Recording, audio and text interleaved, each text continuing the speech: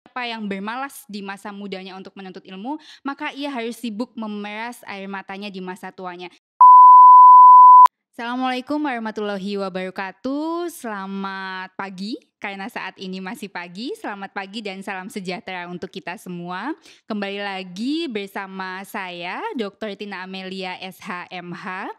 Saat ini kita berada di Dokter Hukum Milenial Borobudur Channel. Nah, telah hadir di tengah-tengah kita saat ini ada seseorang yang tidak asing, saya mesti buka handphone dulu gitu ya. Ini adalah alumni program Dokter Hukum di Borobudur. Beliau adalah Dr. Hari Budi Artono, SE, SOS, SH, SIPEM, MH, MSI, dan AK. Jadi ada 8 titelnya.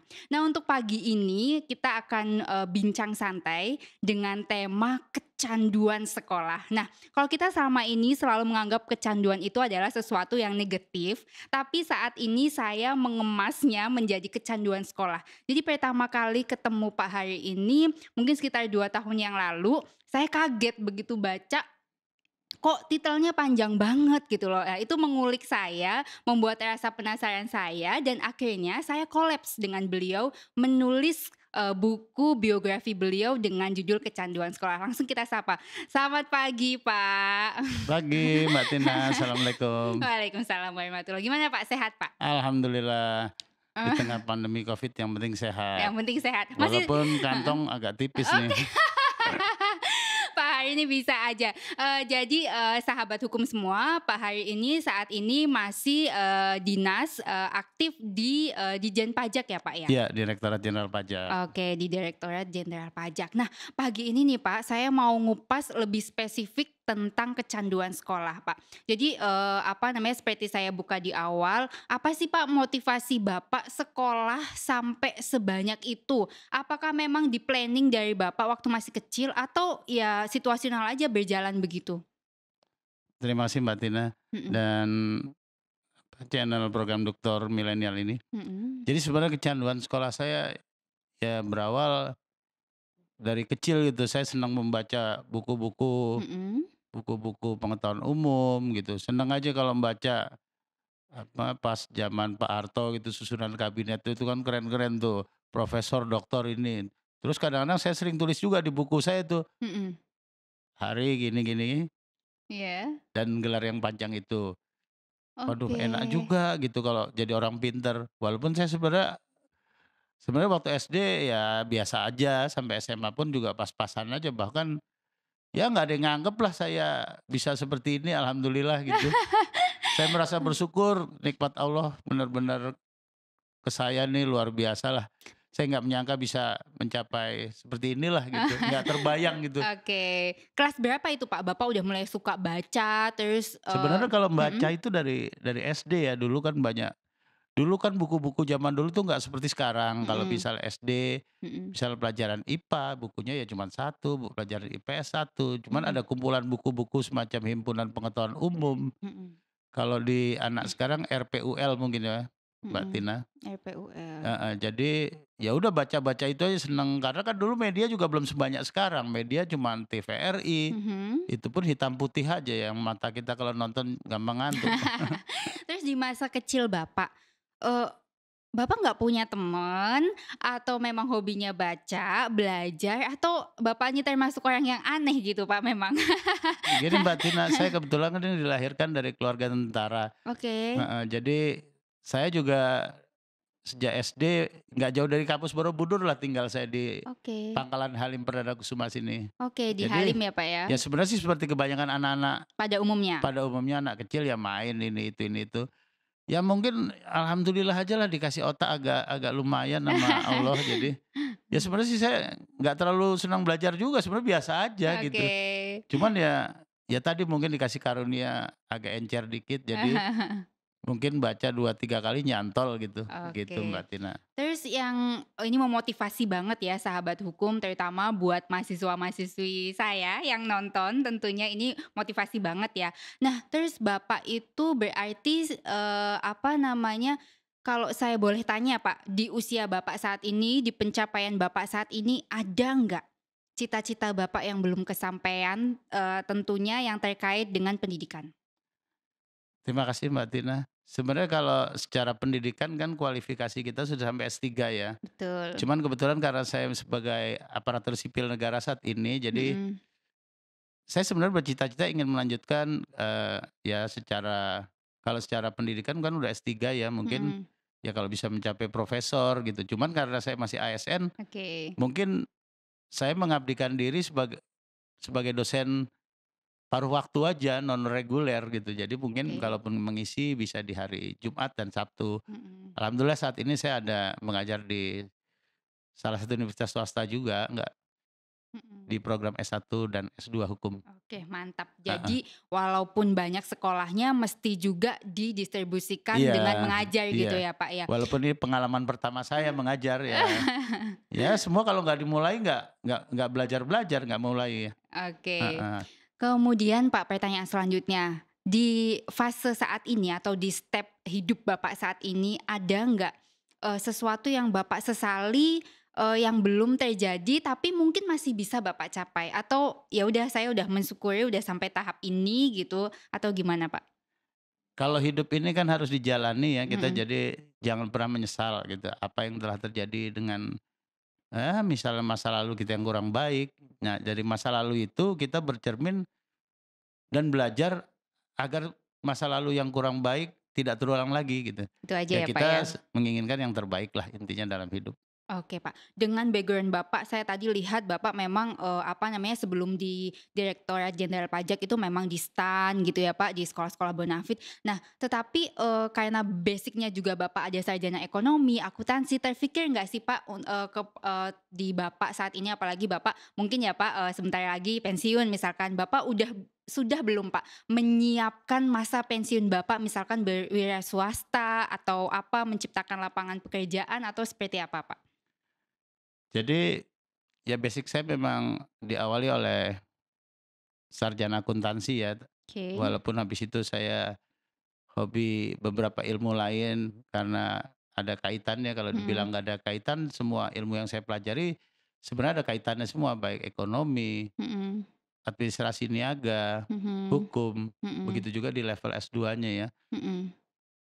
Ya saya sebenarnya ya ada beberapa ya niat lah, antara lain ya itulah mengajar, Oke, terus mengabdikan diri, ya kalaupun memang saya udah tidak bekerja lagi di pemerintahan, ya mungkin saya akan mengabdikan diri sebagai tenaga pendidik aja. Ya oke. kebetulan anak saya 3 udah selesai semua di level S1 lah, Iya, heeh. Jadi secara beban ekonomi mungkin nggak terlalu berat gitu Mbak Tina. iya. Kalau Heeh. nggak salah yang kedua juga sedang ambil program S3 juga ya, Pak, Iya, di Borobudur yang ya? pertama itu Jadi S3 luar biasa hukum, ya. iya. Akhirnya, habit sekolah atau culture sekolah ini juga menjadi turun gitu ya, Pak, secara Mhm. genetik. Iya, Mungkin karena minimal, ayahnya bisa jadi role model sehingga anaknya, "Oh iya kalau papaku aja bisa sampai kayak gini," mungkin gitu ya, Pak, ya? iya. Ya orang tua kan nggak hanya dengan ucapan aja, Mhm, sebaiknya memberi contoh lah gitu. mhm. Jadi walaupun kita tidak bisa menjadi bapak yang sempurna, tapi minimal kebaikan yang ada pada diri kita biar bisa anak-anak lihat sendirilah gitu. Oke.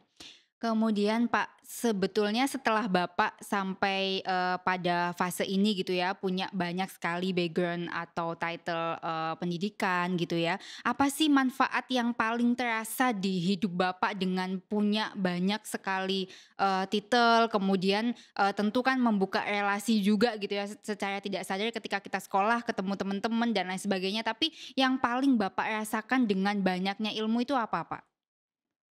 Ya alhamdulillah saya jadi merasa lebih percaya diri karena Mmm, ya beberapa bidang studi ya kita minimal pernah mengenal lah gitu. mhm. Jadi ya lebih percaya diri. Jadi kalau kita diajak berdiskusi atau berbicara apapun yang berkaitan dengan apa yang kita punya masih agak nyambung lah gitu. Jadi kita lebih kelihatan ada isinya dikit lah gitu. Heeh, jadi nggak Heeh. nggak kosongan aja, Nggak gitu aja kosongan Mbak ya Tina. Pak. Jadi, merasa punya quality hidup yang, Iya. lebih baik gitu ya. Nah terus, bagaimana pandangan Bapak terhadap, misalkan banyak sekali anak-anak muda yang saat ini tuh, tentu, pendidikan ini juga sesuatu yang sangat penting gitu ya Pak, tapi kemudian beriringnya zaman, jadi saya selalu punya, apa namanya, selalu terfikir di saya kalau zaman dulu, orang pinter kayak Bapak itu luar biasa, karena akses informasi itu nggak banyak, buku juga terbatas. Tapi kalau saat ini, kalau anak nggak pintar itu kan aneh ya Pak, karena we can, apa namanya, we can googling, we can search every single things only on smartphone gitu ya Pak. Nah terus apa sih, apa advice Bapak untuk generasi milenial ini yang kayaknya sekarang, ya saya juga bagus ya generasi milenial itu kan sekarang banyak yang lebih suka, apa namanya, berwirausaha dan lain sebagainya, tapi untuk tetap tidak meninggalkan pendidikan. Nah, pesan Bapak apa nih untuk generasi milenial? Zaman saya kecil atau beranjak dewasa dengan anak-anak sekarang memang sangat berbeda. Mhm, Ya anak-anak sekarang semua sudah difasilitasi dengan media-media yang demikian canggih. Ya anak sekarang kalau bisa ya tetap terus belajar mencontoh yang baik-baik dari generasi sebelumnya lah gitu. mhm, Jadi jangan terlalu terpengaruh dengan teknologi. kecanggihan teknologi. Kita membaca boleh, menganalisis boleh, tapi jangan terlalu cepat mengambil kesimpulan lah gitu intinya. Oke. Kemudian, menurut Bapak secara pribadi seberapa penting sih budaya membaca yang sekarang ini kan sudah mulai bergeser ya Pak, budaya membaca itu lebih ditonjolkan saat ini tuh budaya menonton, budaya mendengar gitu loh. Seberapa penting sih budaya membaca, untuk Bapak dan, seperti apa itu, Bapak apa namanya, melakukan budaya baca itu apakah sebagai rutinitas atau seperti apa Pak? Makasih Mbak Tina.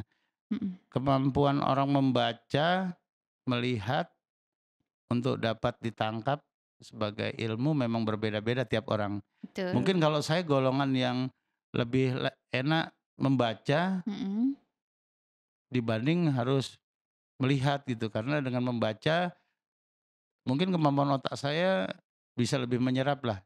Apalagi mhm. saya membaca ini kan kadang-kadang kalau nggak terlalu tebel bisa 2 kali, 3 kali baru agak nyantol. Nah anak-anak ini memang ya masing-masing karakter beda, jadi mana yang paling baik aja lah, tapi sebaiknya ya kita sebagai orang tua ya memberi masukan agar tetap seimbang lah, gitu aja Mbak Tina. Oke, mungkin last question, Pak, sebelum penutup. Jadi Bapak saat ini punya cita-cita, kalau tadi saya flashback ke belakang, Bapak, masih punya cita-cita terakhir itu untuk menjadi profesor gitu ya, Pak, ya. Terus sekarang apa saja sih aktivitas Bapak atau activity Bapak selain mengajar, apakah juga aktif menulis dan lain sebagainya? Kebetulan sahabat hukum semua, saat ini saya juga sedang berkolaborasi dengan, Pak Hari ya untuk nulis, biografinya beliau dengan apa namanya, dengan judul Kecanduan Sekolah gitu. Nah, apa Pak activity Bapak yang dilakukan untuk sampai pada tahap itu selain mengajar, Pak? Terima kasih Mbak Tina. Mhm, Di samping saya sebagai ASN, saya juga mhm, tadi seperti diceritakan di awal, saya juga mengajar di program S1 dan S2, Fakultas mhm, Hukum juga di tempat lain di luar mhm, Borobudur. mhm. Ya mencoba belajar menulis lah dengan diskusi sama Mbak Tina atau kawan-kawan lain gitu, Iya, belajar menulis apa yang bermanfaat.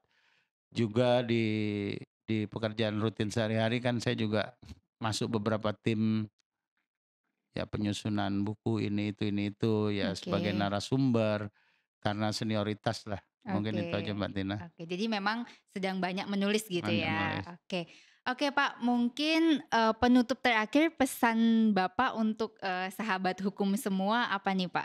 Melihat, apa namanya, dinamika hukum yang berkembang, kemudian, apa namanya, dinamika sosial dan politik juga yang tidak lepas dari hukum, apa yang ingin Bapak sampaikan? Terima kasih. Untuk sobat hukum milenial, eee, dalam mempelajari hukum atau berkiprah di bidang hukum, kejujuran adalah hal yang utama. Kepada generasi muda yang masih belajar, baik itu di level S1, S2, S3, tetap belajar, jangan pernah menyerah. Mungkin itu aja Mbak Tina. Oke, terima kasih, sahabat hukum, amazing sekali apa yang sudah saya tangkap pada, diskusi atau podcast pagi ini bahwa education is the best investation gitu ya. Jadi kalau kita punya pendidikan yang baik, maka secara tidak langsung derajat kita insya Allah akan dinaikkan gitu Amin. ya. Jadi mudah-mudahan apa yang disampaikan pada pagi ini bisa memberi semangat buat sahabat hukum semua, terutama buat mahasiswa-mahasiswi yang masih ingin mencapai cita-citanya. Jadi saya selalu ingat, saya pernah baca satu quotes bahwa siapa yang berlelah-lelah mencari ilmu di masa mudanya, maka dia akan tersenyum bahagia di masa tuanya. Tetapi sebaliknya, siapa yang bermalas di masa mudanya untuk menuntut ilmu, maka ia harus sibuk memeras air matanya di masa tuanya. Semoga podcast ini bermanfaat dan sampai ketemu lagi di episode bincang cerita alumni di segmen-segmen selanjutnya. Terima kasih Pak Hari.